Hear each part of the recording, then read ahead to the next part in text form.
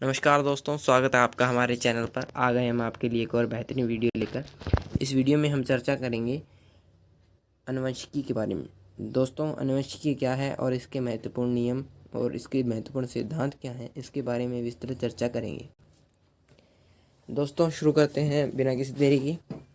जीव विज्ञान की वह शाखा जिसमें सजीवों के लक्षणों की आनुवंशिकता एवं विभिन्नताओं का अध्ययन किया जाता है, उसे आनुवंशिकी कहते हैं। दोस्तों, जो विज्ञान है उसकी बहुत सारी शाखाएं हैं, आपको पता है। रसायन विज्ञान, भौतिक विज्ञान और जीव विज्ञान। तो जीव विज्ञान में एक शाखा है जिसमें क्या किया जाता है, जिसमें सजीवों में जो आनुवंशिक लक्षण हैं और जो विभिन्नताएं हैं सजीवों में, उनका अध्ययन किया जाता है। और उस शाखा का क्या नाम है? आनुवंशिकी नाम है। आनुवंशिकी को इंग्लिश में क्या कहते हैं दोस्तों? जेनेटिक्स कहते हैं। जेनेटिक्स जेनेटिक्स शब्द का सर्वप्रथम प्रयोग बैटसन द्वारा किया गया। इस शब्द की उत्पत्ति ग्रीक भाषा से हुई है। दोस्तों, जो जेनेटिक्स शब्द का सर्वप्रथम प्रयोग बैटसन ने किया। इसके बाद है सजीवों में लैंगिक जनन की प्रक्रिया के समय युग्म को विभिन्न लक्षणों का पीढ़ी दर पीढ़ी संचरण होता रहता है। इन लक्षणों को आनुवंशिक लक्षण कहते हैं। दोस्तों, अभी हमने पढ़ा कि आनुवंशिक लक्षण और भिन्नताओं का अध्ययन जिस शाखा में किया जाता है वह आनुवंशिकता है। लेकिन आनुवंशिक लक्षण क्या है? दोस्तों, आनुवंशिक लक्षण क्या है कि आपने देखा होगा कि माता पिता लंबे हैं तो उनके बच्चे भी लंबे होते हैं, अक्सर देखने को मिल जाता है हमें। और माता पिता श्वेत रंग के हैं तो बच्चे भी श्वेत होते हैं, और अगर माता पिता श्याम वर्ण के हैं तो बच्चे भी श्याम वर्ण के होते हैं। तो जो वर्ण है वो एक आनुवंशिक लक्षण है और जो लंबाई है वो एक आनुवंशिक लक्षण है। तो ये है आनुवंशिक लक्षण। इन आनुवंशिकी लक्षणों का जनक पीढ़ी से संतति पीढ़ी में संचरण ही वंशागति या हेरिडिटी कहलाता है। दोस्तों, आनुवंशिक लक्षणों का जनक पीढ़ी से माता पिता से बच्चों में संचरण क्या कहलाता है? हेरिडिटी या वंशागति कहलाता है। हेरिडिटी शब्द का प्रतिपादन स्पेंसर ने किया। लैंगिक जनन के दौरान जीन विनिमय होने के कारण एक ही जाति के जीवों के मध्य परस्पर भिन्नता पाई जाती है। दोस्तों, जो जीव हैं उनके मध्य भिन्नता का कारण क्या है? जीन विनिमय है। इसके पश्चात हम आनुवंशिकता का जो सबसे महत्वपूर्ण और सबसे प्रथम नियम है मेंडलवाद, वो पढ़ने जा रहे हैं। तो ध्यान दीजिएगा दोस्तों। ग्रेगर जॉन मेंडल को आनुवंशिकी का जनक कहते हैं। दोस्तों, ग्रेगर जॉन मेंडल है उसे आनुवंशिकी का जनक कहते हैं। सबसे पहले विश्व में ग्रेगर जॉन मेंडल ने आनुवंशिकी पर अध्ययन किया था और जो वास्तविक सैद्धांतिक जो नियम थे वो दिए थे, क्योंकि मेंडल ने सर्वप्रथम पादपों में वंशागति के नियमों का प्रतिपादन किया। मेंडल के बारे में हम अब कुछ सामान्य जानकारी प्राप्त कर लेते हैं ताकि हमें इस टॉपिक को समझना और आसान हो जाए। मेंडल का जन्म 22 जुलाई 1822 को ऑस्ट्रिया के हैंजेंडॉर्फ प्रांत के सिलिसियन गांव में हुआ। 1842 में दर्शन शास्त्र में डिग्री प्राप्त करने के बाद सन 1843 में ऑस्ट्रिया के ब्रुन शहर के चर्च के पादरी बने। चर्च के उद्यान में मेंडल ने उद्यान मटर पर 7 वर्ष तक संकरण प्रयोग किया। इन प्रयोगों के निष्कर्षों को सन 1865 में ब्रून सोसाइटी ऑफ नेचुरल हिस्ट्री के समक्ष शोध पत्र के रूप में प्रस्तुत किया। 1866 में इन प्रयोगों को सोसाइटी की वार्षिकी में पादप संकरण का प्रयोग नामक शीर्षक से प्रकाशित किया गया। दोस्तों, जो मेंडल ने प्रयोग किया था उद्यान मटर पर किया था। अगर आपसे पूछ लिया जाए कि मेंडल ने प्रयोग किस पर किया, तो आप मटर नहीं बताएंगे, मटर नहीं बताएंगे। आपको क्या बताना है? आपको सदैव उद्यान मटर ही बताना है, क्योंकि उद्यान मटर की एक प्रजाति विशेष है। और जो मेंडल ने अपने प्रयोग किए वो 7 वर्षों तक चले और उन्होंने ब्रून सोसाइटी ऑफ नेचुरल हिस्ट्री के समक्ष शोध पत्र रखा और 1866 में ब्रून सोसाइटी ने उसका जो आगे प्रकाशन कर दिया। मेंडल द्वारा उद्यान मटर पर किए गए प्रयोगों के परिणाम के आधार पर आनुवंशिकता के नियम का प्रतिपादन किया गया। इन्हें मेंडलवाद कहते हैं। दोस्तों, जो मेंडल था उसने अपने प्रयोगों के आधार पर जो परिणाम निकाले और उनके बाद जो नियम बनाए उन्हें क्या कहते हैं? मेंडलवाद कहते हैं। 6 जनवरी 1884 को मेंडल की मृत्यु हो गई। इसके बाद दोस्तों क्या है? मेंडल की सफलता के कारण क्या है? मेंडल अपने प्रयोगों में क्यों सफल हुआ? उसकी सफलता के प्रमुख कारण क्या थे? मेंडल ने एक ही समय में एक ही लक्षण की वंशागति का अध्ययन किया। दोस्तों, मेंडल ने 7 वर्षों तक लगातार अपना प्रयोग जारी रखा और एक समय में एक ही लक्षण की वंशागति का अध्ययन किया। मटर के पादप में मेंडल ने 7 लक्षण बताए थे। तो उसने क्या किया? एक वर्ष में या एक समय में एक ही लक्षण की वंशागति का अध्ययन किया, यानी कि अगर उसने एक समय में, एक साल में उसने सोच लिया कि मुझे लंबाई पर कार्य करना है, लंबाई है लक्षण और मुझे लंबाई को लेकर चलना है और इसके सभी बारीकियों को समझना है, तो मैं इसे आसानी से या फिर बढ़िया तरीके से कर लूँगा। इस प्रकार मेंडल ने एक समय में एक ही लक्षण की वंशागति का अध्ययन किया। मेंडल ने अपने संकरण प्रयोगों के सभी आंकड़ों का सावधानीपूर्वक सांख्यिकी विश्लेषण किया। दोस्तों, मेंडल ने क्या किया कि जो अपने प्रयोग थे, संकरण के जो सभी महत्वपूर्ण आंकड़े थे, उनका क्या किया, सांख्यिकी विश्लेषण किया। सांख्यिकी विश्लेषण अर्थात उनको लिखित रूप में रख लिया, ताकि जब भी वह दूसरा प्रयोग करे तो पहले वाले प्रयोग को ध्यान में रखकर कार्य कर सके। दूसरा कारण हो गया। इसके पश्चात है तीसरा कारण। मेंडल ने अपने प्रयोग के लिए पादपों का चुनाव भी सावधानीपूर्वक किया। दोस्तों, जो मेंडल ने मटर के पादप चुने थे, उनका जो चुनाव था वो सावधानीपूर्वक किया। और इसके पश्चात मटर के पादप का चयन। दोस्तों, मेंडल ने मटर का पादप ही क्यों चुना, उसके स्थान पर अन्य पादप क्यों नहीं चुना, इसके क्या कारण थे, तो देखते हैं। दोस्तों, एक वर्षीय पादप होने के कारण कम समय में अनेक पीढ़ियों का अध्ययन संभव किया। दोस्तों, जो मटर का पादप होता है वो एक वर्षीय पादप होता है, यानी एक वर्ष में इसकी एक पीढ़ी पूर्ण हो जाती है। इसी कारण मेंडल ने मटर के पादप का चयन किया। इसका दूसरा कारण क्या था? द्विलिंगी पुष्प होने के कारण स्वपरागण के द्वारा समयुग्मजी पादप अथवा शुद्ध वंशक्रम सरलता से प्राप्त किया जा सकता था। दोस्तों, अब हम समझते हैं द्विलिंगी पुष्प और स्वपरागण क्या चीज़ है। दोस्तों, आपको पता होगा कि जो पुष्प होता है उसके अंदर दो होते हैं, स्त्री केसर और पुंकेसर नामक केसर होते हैं दो। जिस पुष्प में ये दोनों उपस्थित होते हैं वो तो होता है द्विलिंगी पुष्प। यदि किसी पुष्प में इनमें से एक होता है तो उसे एकलिंगी पुष्प कहते हैं।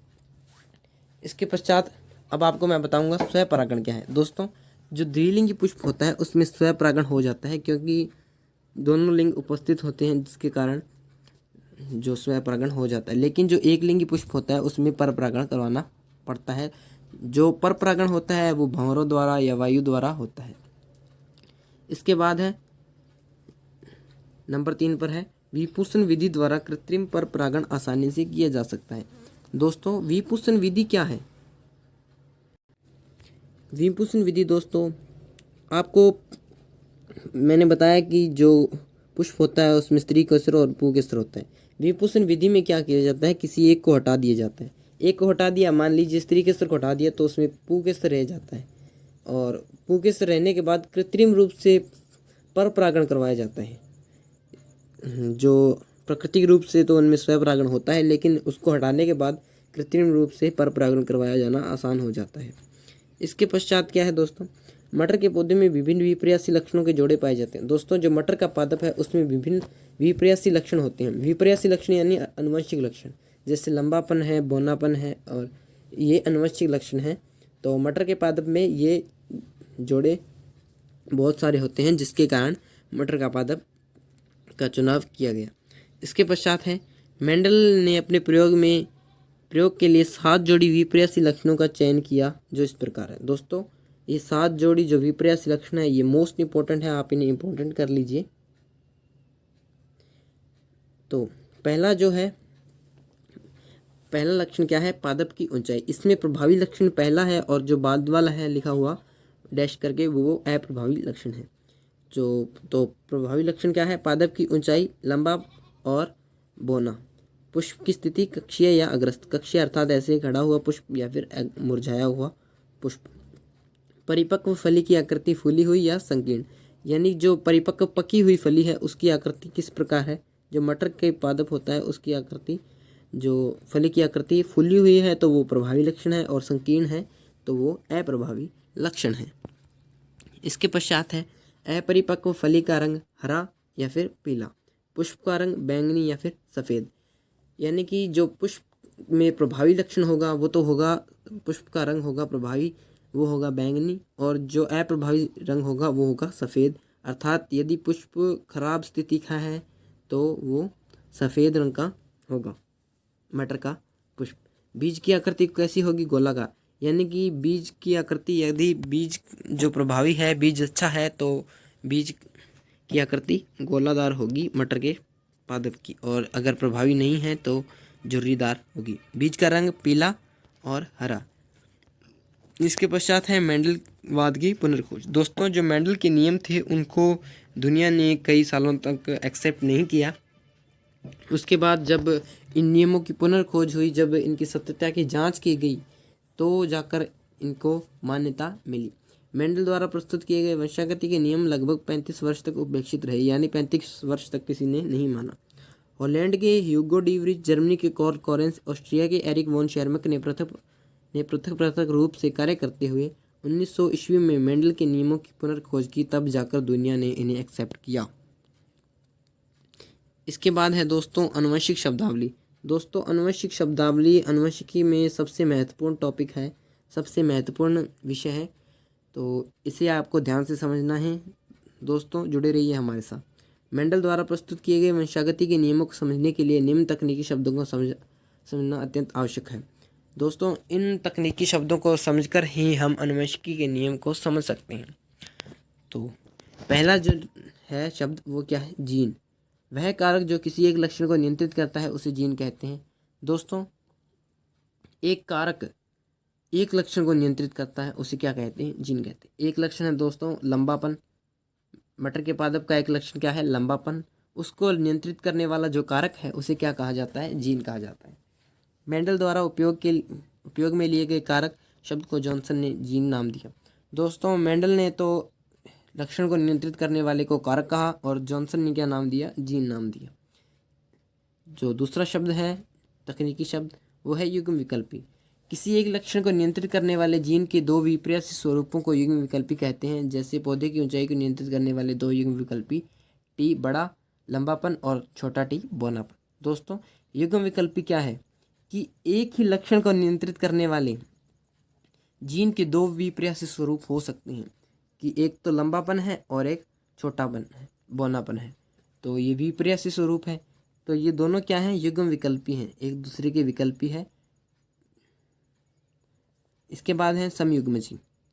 जब किसी लक्षण को नियंत्रित करने वाले जीन के दोनों युग्म विकल्पी एक समान हो उसे समयुग्मजी कहते हैं। दोस्तों, कि जो युग्म विकल्पी हैं वो दोनों एक समान हो, इस प्रकार या फिर छोटे दोनों एक समान हो, दोनों एक समान, एक बड़ा एक छोटा न हो, तो उसे क्या कहते हैं? समयुग्मजी कहते हैं। इसके बाद है विषम युग्मजी। इसका विपरीत हो जाएगा समयुग्मजी का, कि जब किसी लक्षण को नियंत्रित करने वाले जीन के दोनों युग्म विकल्पी असमान हो उसे विषम युग्मजी कहते हैं। दोस्तों, कि जो युग्म विकल्पी हैं बड़ा टी और बड़ा टी अगर हैं तो वो समयुग्मजी हैं, और बड़ा टी और छोटा टी है तो वो क्या है? विषम युग्मजी है। इसके पश्चात है लक्षण प्रारूप। किसी भी जीव की बाह्य प्रतीति को लक्षण प्रारूप कहते हैं। जैसे लंबे पौधे समयुग्मजी टीटी या विषमयुग्मजी टीटी हो सकते हैं। दोस्तों, किसी भी जीव की बाह्य प्रतीति को लक्षण प्रारूप कहते हैं। जिस प्रकार वो बाहरी रूप में दिखाई दे रहा है उसे हम क्या कहते हैं? लक्षण प्रारूप कहते हैं। यानी कि जो बड़ा टी और बड़ा टी दर्शाता है वो भी लंबा है, और जो बड़ा टी और छोटा टी दर्शा रहा है वो भी लंबा है।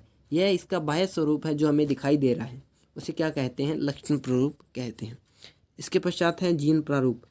किसी सजीव की आनुवंशिक संरचना को जीन प्रारूप कहते हैं। जैसे शुद्ध या समयुग्मजी लंबा टी व अशुद्ध या विषमयुग्मजी बड़ा टी और छोटा टी। दोस्तों, जो बाहरी स्वरूप था उसे तो लक्षण प्रारूप कह दिया, लेकिन जो आंतरिक स्वरूप है, यानी कि एक तो बड़ा है और एक छोटा है, बाहरी स्वरूप में तो हम इसे लंबा कह सकते हैं, लेकिन आंतरिक स्वरूप में देखा जाए तो इसे लंबा नहीं कहा जाता, इसे कहा जाता है विषमयुग्मजी लंबा।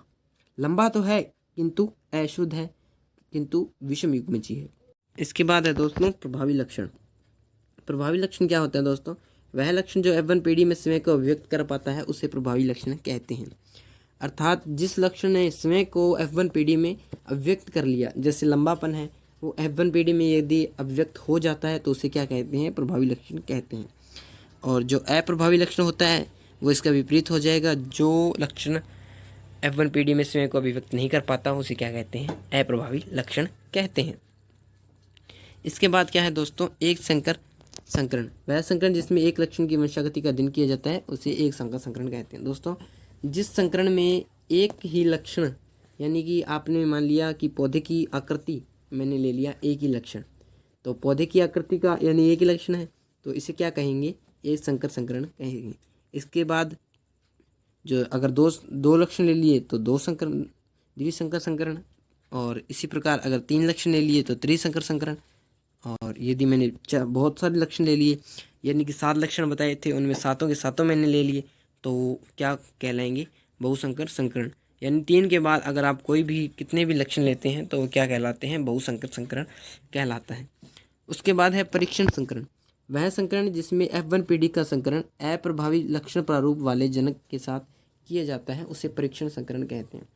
यानी कि F1 पीढ़ी में जो हमें संतति प्राप्त होती है उसका अगर हम अप्रभावी जनक के साथ, अप्रभावी जनक कौन सा होता है दोस्तों, जो टीटी होता है या फिर जो टीटी होता है वो क्या होता है, अप्रभावी लक्षण प्रारूप होता है, उसके साथ अगर F1 पीढ़ी का संकरण करवा दिया जाए तो क्या कहलाता है, उसे परीक्षण संकरण कहते हैं। उसके बाद है संकर पूर्वज या पश्च संकरण। वह संकरण जिसमें F1 पीढ़ी का संकरण दोनों जनकों में से किसी एक के साथ किया जाता है संकर पूर्वज संकरण कहलाता है। उसके बाद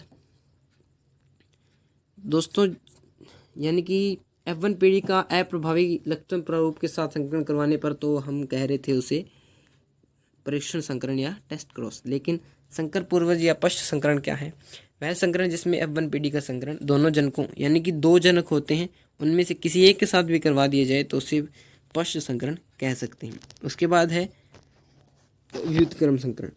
वह संकरण जिसमें ए पादप टीटी को नर व बी पादप को मादा जनक के रूप में प्रयुक्त किया जाए तथा दूसरे संकरण में पादप ए को मादा और दूसरे को नर बना दिया जाए। यानी कि दोस्तों जिस क्रॉस में क्या हो, पहले तो एक को क्या मान लिया नर और बी को मादा मान लिया, उसके बाद क्या किया दूसरा जो संकरण करवाया उसमें ए को मादा मान लिया और बी को नर मान लिया, तो इसे क्या कहते हैं, व्युत्क्रम संकरण कहते हैं।